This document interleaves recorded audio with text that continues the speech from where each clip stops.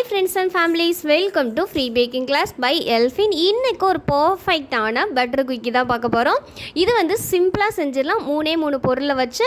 So வந்து வீடியோவை skip பண்ணாமல் பாருங்கள். நீங்களும் ஃப்ரீயாகவே பேக்கிங் கற்றுக்கணுமா, பேக்கிங் கற்றுக்க ஆவல இருந்து பக்கத்தில் கிளாஸஸ் இல்லையா, ஜஸ்ட் எங்கள் சேனலை சப்ஸ்கிரைப் பண்ணி ஃப்ரீ பேக்கிங் கிளாஸில் ஜாயின் பண்ணிக்கோங்க. இது முற்றிலும் இலவசமாக வழங்கக்கூடிய ஒரு கேக் பயிற்சி வகுப்பு. இதுக்கு நீங்கள் எந்த ஒரு ஃபீஸும் கட்ட தேவையில்லை, எந்த ஒரு எஜுகேஷன் குவாலிஃபிகேஷனும் தேவையில்லை. ஜஸ்ட் சேனலை சப்ஸ்கிரைப் பண்ணி ஃப்ரீ பேக்கிங் கிளாஸில் ஜாயின் பண்ணிக்கோங்க. வாங்க இந்த ரெசிபி எப்படி செய்யலான்ட்டு வீடியோக்குள்ளே பார்க்கலாம். ஒரு ஈரம் இல்லாத பெரிய பவுல் எடுத்துக்கலாம். இந்த பவுலில் கரெக்டாக அன்சால்ட்டு பட்ரு வந்து 45 கிராம் அளவு எடுத்திருக்கேன். அதாவது 3 டேபிள் ஸ்பூன் அளவு பட்ரு எடுத்திருக்கேன். பட்ரு வந்து ரூம் டெம்பரேச்சரில் தான் இருக்கணும். ஃப்ரிட்ஜிலேருந்து எடுத்து கூலிங் டெம்பரேச்சர் போனதுக்கப்புறம் இந்த மாதிரி ஒரு சாஃப்டான கன்சிஸ்டன்சியில் இருக்கணும். அப்போ தான் வந்து சுகர் வந்து நம்மளுக்கு இது கூட கரையும். ஸோ வந்து அதுக்கப்புறமா பண்ண சக்கரை வந்து கரெக்டாக 250 ml கப்பில் 1/4 கப் அளவு எடுத்துக்கோங்க. இது ரெண்டையும் நல்லா வந்து ஒரு ஸ்பேச்சுலா வச்சு நல்லா எடுத்துக்கோங்க. கட்டிகள் எதுவும் இல்லாத அளவுக்கு ஒரு ஸ்மூத்தான பேஸ்ட் மாதிரி வர்ற அளவுக்கு நம்ம வந்து கலந்துக்கலாம். இதில் வந்து நீங்கள் தேவைப்பட்டால் ஏலக்காய் தூள் கூட சேர்த்துக்கலாம். நான் வந்து எதுவுமே சேர்க்கலை, ஏன்னா பட்டரோட ஸ்மெல்லே நம்மளுக்கு வந்து பிஸ்கெட்டுக்கு வந்து நல்ல ஃப்ளேவரை கொடுக்கும். நீங்கள் ஏலக்காய் வேணும்னா சேர்த்துக்கலாம், இல்லை வெண்ணிலா எசன்ஸ் வேணும்னா 1/4 டீஸ்பூன் அளவு சேர்த்துக்கோங்க. இப்போ இந்த மாதிரி நீங்கள் மிக்ஸ் பண்ணதுக்கப்புறம் நம்ம வந்து பிஞ்ச் அளவு உப்பு சேர்த்துக்கலாம். கரெக்டாக பாருங்கள், ஒரு பிஞ்சு தான் சேர்க்கணும். அதுக்கு மேலே சேர்த்திங்கன்னா சாப்பிடும்போது அது வந்து உப்பு கரைக்கிற மாதிரி இருக்கும். ஸோ ஒரு பிஞ்சு சால்ட்டு சேர்த்துட்டு மறுபடியும் ஸ்பேச்சில் வச்சு இந்த மாதிரி மிக்ஸ் பண்ணிக்கோங்க. இந்த மாதிரி மிக்ஸ் பண்ணதுக்கப்புறம் கூடவே 250 ml கப்பில் 1 கப் அளவு மைதா எடுத்திருக்கேன். கரெக்டாக 120 கிராம் அளவு மைதா. நீங்கள் இதுக்கு பதிலாக கோதுமை மாவு சேர்க்குறா இருந்தாலும் கோதுமை மாவு வந்து சேர்த்துக்கலாம். டேஸ்ட் வந்து பர்ஃபெக்டாக தான் இருக்கும், எந்த வித மாற்றமும் இருக்காது. ஆனால் நான் வந்து இதில் வந்து பால் சேர்த்து பிசைவோம். அந்த பால் சேர்த்து பிசையும் போது கோதுமை மாவுக்கு எக்ஸ்ட்ரா கொஞ்சம் பால் சேர்த்து பிசைகிற மாதிரி இருக்கும். மைதாவுக்கு வந்து யூஸ் பண்ணுற அளவு பால் வந்து நீங்கள் சேர்த்திங்கன்னா அது வந்து ட்ரையாக தான் இருக்கும். ஸோ அதை மட்டும் மாற்றிக்கங்க, நான் அதை வந்து சொல்கிறேன்.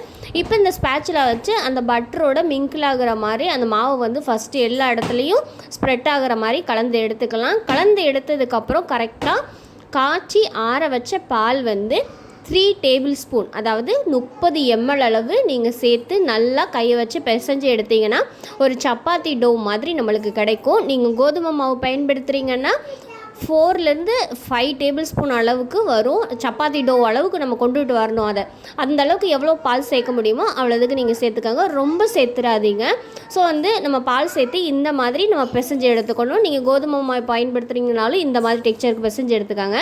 இப்போ 1 டேபிள் ஸ்பூன் அளவு மெஷரிங் ஸ்பூன் இருக்குல்ல, அதில் வந்து நான் அளந்து எடுத்துக்கிறேன். ஸ்பூன் வந்து 15 ml அளவு உள்ள 1 டேபிள் ஸ்பூன், அந்த மெஷரிங் ஸ்பூன் தான் எடுத்துருக்கேன். நீங்கள் வந்து 10 ml உள்ள 1 டேபிள் ஸ்பூனில் எடுத்துக்கிட்டாலும் ஒன்றும் பிரச்சனை இல்லை, ஏன்னா சைஸ் மட்டும் சின்னதாக வரும். ஆனால் எல்லா பீசஸும் ஒரே மாதிரி இருக்கிற மாதிரி பார்த்துக்கோங்க. ஒன்று சிறுசும் ஒன்று பெருசாக அந்த மாதிரி இருந்துச்சுன்னா வேகும் போது பெருசாக இருக்கிறது வேக அதிக டைம் எடுத்துக்கிறோம், சின்னதாக இருக்கிறது சீக்கிரமே கரிஞ்சு. ஸோ வந்து ஈவனாக நீங்கள் அளந்து கூட எடுத்துக்கலாம். வெயிட் மிஷின் வச்சு கூட நீங்கள் 20 கிராம் வர்ற மாதிரி கூட நீங்கள் அளந்து எடுத்துகிட்டு சேமான உருண்டைகளாக பிடிச்சி எடுத்துக்கோங்க. வெறும் எதுவும் இல்லாத அளவுக்கு நல்லா க்ளோஸ் ஆகி பிடிச்சி எடுத்துக்கலாம். இப்போ வந்து நான் 2 மெஷரிங் ஸ்பூன் எடுத்திருக்கேன். இதில் வந்து ரூம் டெம்பரேச்சரில் இருக்க முட்டை வந்து நான் ஒரு முட்டை எடுத்திருக்கேன். இந்த முட்டையில் வெள்ளை கருத்தனியாக மஞ்சள் கருத்தனியாக நம்ம பிரிக்கணும். ஏன்னா வந்து இந்த ரெசிபிக்கு வந்து நம்ம வந்து முட்டையோட வெள்ளைக்கரு நம்மளுக்கு தேவையில்லை, மஞ்சள் கரு மட்டும் தான் பயன்படுத்த போகிறோம். ஒருவேளை உங்களுக்கு எக்கு வேண்டாம் அப்படின்னு நீங்கள் நினச்சிங்கன்னா எக்கு பயன்படுத்த தேவையில்லை, அவசியம் இல்லை. அந்த மேலே ஒரு கலருக்கும் அந்த ஷைனுக்கும் கொடுக்கறதுக்காக மட்டும்தான் நம்ம இதை வந்து பயன்படுத்துகிறோம். அதே மாதிரி இதில் எக் ஸ்மெல் வருமானு சொல்லி கேட்டிங்கன்னா கண்டிப்பாக எக் ஸ்மெல்லாம் வரவே வராது. அது வேகும்போது அந்த பட்டரோட ஃப்ளேவரும் அந்த எக்கோட ஃப்ளேவரும் சேர்ந்து அந்த எக் ஸ்மெல்லை வந்து கண்ட்ரோல் பண்ணிடும். ஸோ வந்து நீங்கள் பயப்பட தேவையில்லை. இப்போ இந்த மாதிரி டீ கப் இருக்குல்ல, டீ கப்பு இல்லைன்னா கிளாஸு அந்த மாதிரி இருக்குல்ல, அதை வந்து பின்னாடி திருப்பி இந்த மாதிரி ஒரு அழுத்தம் கொடுத்தீங்கன்னா ரவுண்ட் ஷேப்பில் அழகாக வந்துடும். ஈஸியாகவும் இருக்கும், உங்களுக்கு கையில் வச்சு உருட்டி அழுத்தி அப்படி பண்ணுறதுக்கு இந்த மாதிரி பண்ணிக்கலாம். ஒருவேளை இந்த மாதிரி உங்களுக்கு பண்ண பிடிக்கல அப்படின்னா நீங்கள் குக்கி கட்டர் வச்சு கூட கட் பண்ணிக்கலாம். இல்லை நார்மலாக நீங்கள் இந்த நம்ம வீட்டிலலாம் வடை தட்டுவோம்ல, அதாவது பருப்பு வடை தட்டுவோம்ல, அந்த மாதிரி கூட நீங்கள் தட்டி எடுத்துக்கலாம். இது வந்து உங்களோட ஆப்ஷனல் தான். ஈஸியாக இருக்க ட்ரிக்ஸை வந்து நான் சொல்லியிருக்கேன். ஸோ தேவைன்னா நீங்கள் பயன்படுத்திக்கோங்க. இந்த மாதிரி எல்லா குக்கீஸையும் நம்ம ஷேப் பண்ணிவிட்டு இதில் வந்து ஃபோர்க் இருக்குல்ல, அதாவது ஸ்பூன், அந்த ஃபோர்க் வச்சு டிசைன் கொடுக்குறதுக்காக ஒரு அழுத்தம் கொடுக்குறேன். அது வந்து 4 கோடு மாதிரி தெரியும், பார்க்க ஷைனிங்காக நல்லா அழகாக இருக்கும். இல்லை வேறு எந்த டிசைன் கொடுக்குறா இருந்தாலும் நீங்கள் கொடுத்துக்கலாம், இது வந்து ஆப்ஷனல் தான். மாதிரி கொடுத்ததுக்கப்புறம் நம்ம முட்டையோட மஞ்சள் கரு வச்சுருக்கோம்ல, அதை வந்து ஒரு ப்ரஷ் வச்சு நல்லா கலக்கிட்டு அதை வந்து லைட்டாக அந்த பிஸ்கெட் மேலே வந்து நம்ம அப்ளை பண்ணி எடுத்துக்கணும். லைட்டாக பண்ணுங்கள், ரொம்ப பண்ணிங்கன்னா ரொம்ப ப்ரௌன் கலரில் தெரியும், அந்த கோல்டன் எல்லோ அந்த கலர் தெரியாது. ஸோ வந்து லைட்டாக நான் பண்ணுற மாதிரி நீங்கள் பண்ணி எடுத்துக்கோங்க. பண்ணி எடுத்துகிட்டு எல்லாத்துலேயும் தேவைன்னா நீங்கள் எல்லாத்துலேயும் பண்ணிக்கலாம், இல்லை வேண்டான்னா ஸ்கிப் பண்ணிடலாம். நான் வந்து ஒரு 8 குக்கீஸ்க்கு வந்து இதை அப்ளை பண்ணியிருக்கேன். ஒரு 3 குக்கீஸ்க்கு வந்து நான் அப்ளை பண்ணல, அதை நான் வந்து வெந்ததுக்கப்புறம் உங்கள்கிட்ட காட்டுறேன். கரெக்டாக 170 டிகிரியில் 10 நிமிஷம் top and bottom rod on பண்ணி ப்ரீ ஹீட் ஆன் பண்ணியாச்சு. அதே மாதிரி ஓடிஜிக்குள்ளே இந்த ட்ரேயை வச்சுட்டு க்ளோஸ் பண்ணிவிட்டு 25 நிமிஷம் டைமரை ஆன் பண்ணிவிட்டு top and bottom rod section on பண்ணிவிட்டு 170 டிகிரியில் பேக் பண்ணிக்கோங்க. குக்கரில் பேக் பண்ணுறதுனா கிளாஸ் 2ல் அப்லோட் பண்ணியிருக்கேன், எப்படி பண்ணுறதுன்னு தேவைப்படுறவங்க செக் பண்ணி பார்த்துக்கோங்க. அதே மாதிரி குக்கரில் பண்ணுறதுக்கும் இதே டைமிங் தான். பாருங்கள் நம்ம பிஸ்கெட்லாம் எவ்வளோ அழகாக வந்திருக்குன்னு.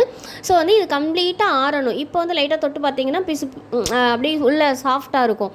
நல்லா ஆறுனா தான் க்ரன்ச்சியாக இருக்கும். நல்லா ஆறுனதுக்கப்புறம் நான் உங்களுக்கு உடச்சி காட்டுறேன்.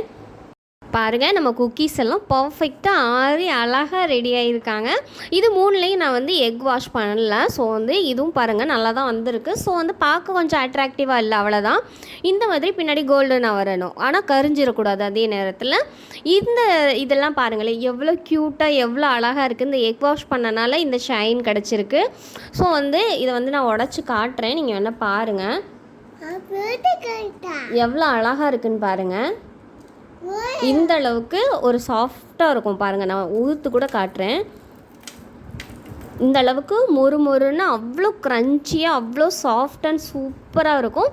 இதை வந்து நீங்கள் 1 மந்த் வரைக்கும் வந்து ஒரு ஏர் கண்டெய்னர் பாக்ஸில் வச்சு நீங்கள் வந்து சாப்பிட்லாம். ஸோ வந்து அவ்வளோ டேஸ்டியாக அவ்வளோ ரிச்சாக இருக்கும். இந்த ரெசிப்பியை கண்டிப்பாக நீங்கள் எல்லாம் ட்ரை பண்ணி பாருங்கள். ட்ரை பண்ணி பார்த்துட்டு இந்த ரெசிபி உங்களுக்கு பிடிச்சிருந்துச்சுன்னா லைக் பண்ணுங்கள், ஷேர் பண்ணுங்கள், கமெண்ட் பண்ணுங்கள், சப்ஸ்கிரைப் பண்ணுங்கள். பக்கத்தில் இருக்க பெல் ஐக்கானை கிளிக் பண்ணி ஃப்ரீ பேக்கிங் கிளாஸில் ஜாயின் பண்ணிக்கோங்க. இது முற்றிலும் இலவசமாக வழங்கக்கூடிய ஒரு கேக் பயிற்சி வகுப்பு. இதுக்கு நீங்கள் எந்த ஒரு ஃபீஸும் கட்ட தேவையில்லை, எந்த ஒரு எஜுகேஷன் குவாலிஃபிகேஷனும் தேவையில்லை. ஜஸ்ட்டு சேனலை சப்ஸ்கிரைப் பண்ணி ஃப்ரீ பேக்கிங் கிளாஸில் ஜாயின் பண்ணிக்கோங்க. Thank you for all.